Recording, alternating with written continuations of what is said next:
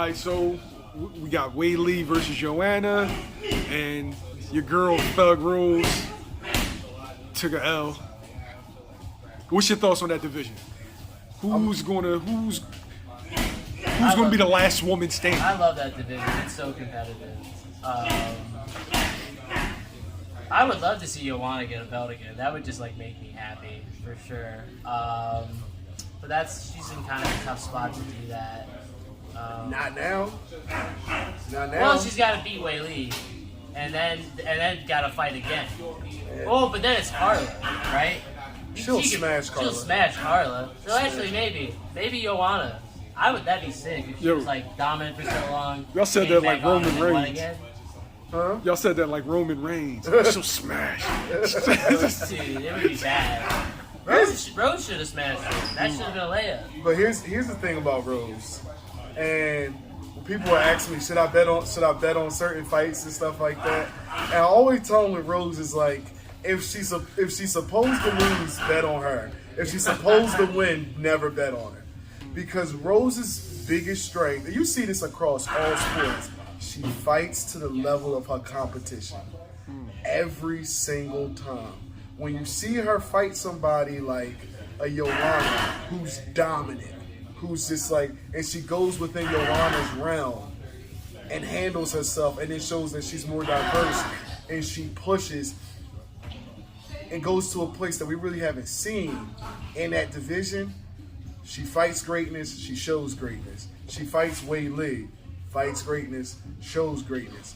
Both times. A lot of people had her losing that second fight, but still showed greatness against a very, very good fighter in Weili. She fights Jessica Andrade, who fought. This is no Jessica Andrade hate. She is not an elite fighter, skill-wise. She's not. She's a very strong fighter, but she has been shown that she can be shut down behind a good jab. She can be shut down with decent takedown defense and offense. She can be shut down when anybody wants to show any angular footwork. She can be frozen in a bunch of ways. Her thing is that her strength, and she knows how to capitalize on it. Very strong. It's like the Frankie Bruno of 115 females. She start punching on you, it's a problem. But she's very chin up, wide punches, very similar to like a Vanderlei Silva. All right, if anybody knows Vanderlei Silva, that's exactly what she like. She be shut down a lot of ways. And when you see her fight somebody like a Weili, you see her fight a Joanna, you see her fight a Valentina, it looks like she's not a part of that class. You feel me? She looks like you are a person we just got fed to us. Then she fights Rose, and she beats Rose by knocking her out. And then in the second fight, it's super competitive. And again, if it went 5 rounds, Andrade might have won that fight. I firmly believe in a 5-round fight, Andrade probably would have beat her. And that don't make sense because Rose beats those two, the two best girls in the division, the Weili's and the Joannas, handily in some instances. And those girls destroy everyone else. But then everyone else is getting competitive fights with Rose. Like, it's not making sense. But again, some people fight to the level of their competition, and that seems to be her issue. And I don't know why that is. But she has a real opportunity to cement herself with the Amanda Nunes's and Valentina's as one of the greatest women of all time. And things like that are always going to be blemishes on her record. You feel me? So she's in a real weird air, and I hope she puts it together because she got all the skills in the world.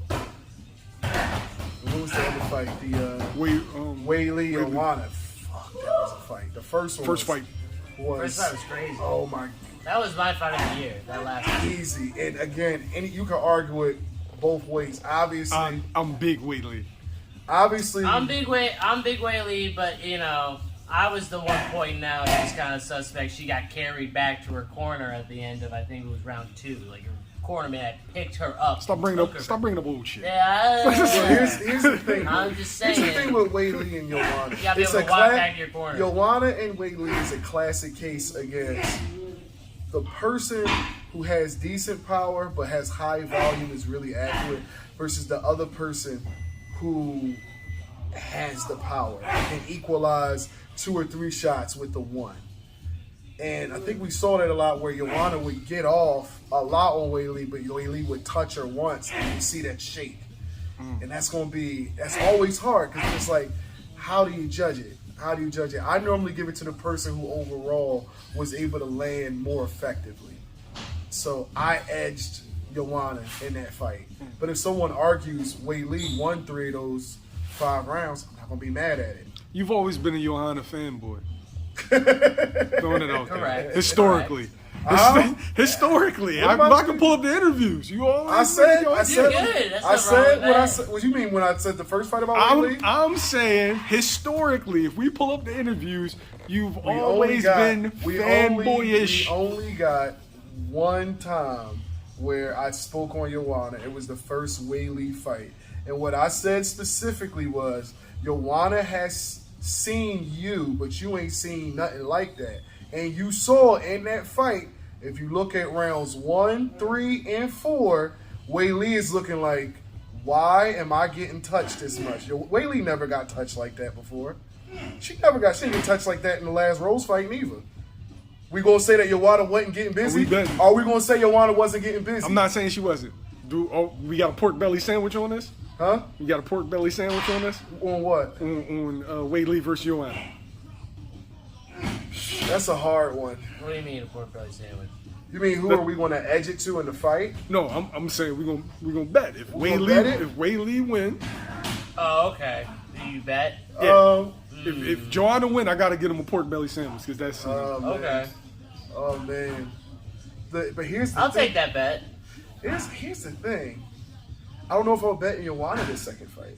You don't think so? Only reason is why is because Weili has shown that she's willing to wrestle more.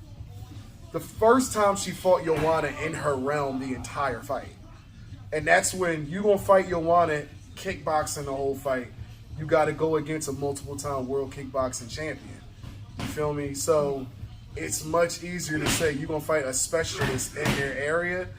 That's a hard game to play.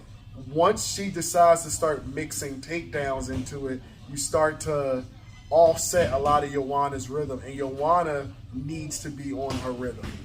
If you can break Joanna's rhythm, which is very, if you look at like somebody like a Dimitri Bivol, it's very in and out, very like that Soviet style, even kickboxing is kind of very similar. It's very hard rhythm, in and out, 1 2 1 2 1 1 1 1 2. It's just like very simple but highly effective. Once you start being able to disrupt her base a lot, you start mixing in those takedowns, you start mixing in those body kicks, clinching her and holding on to her, she starts to have to pick her spots. Now when she fights guys like Andrade or a Carla Esparza, where their only real hope is, I gotta get her to the ground, then she don't gotta get out her rhythm. She goes right back to work. But when you gotta fight a person like a Rose or a Weili, where it's like, I gotta be on my P's and Q's standing up, plus they can keep me off their rhythm by attacking me with the takedowns, it'll mess her up a little bit. For that reason only, I'm going to edge it to Joanna. Edge it to Weili. Edge it to Weili. If it stays a kickboxing fight, I actually think from the first fight, Joanna's going to be able to find her spots and sit down on her punches a little bit more. She showed that she can do that in some more of her previous fights. She can sit down on those shots, and she's starting to get meaner with her shots, which I like, and she just needed to do. You can't tit-tit-tat your way throughout the division forever. People are going to just start getting brave and start walking through that shit.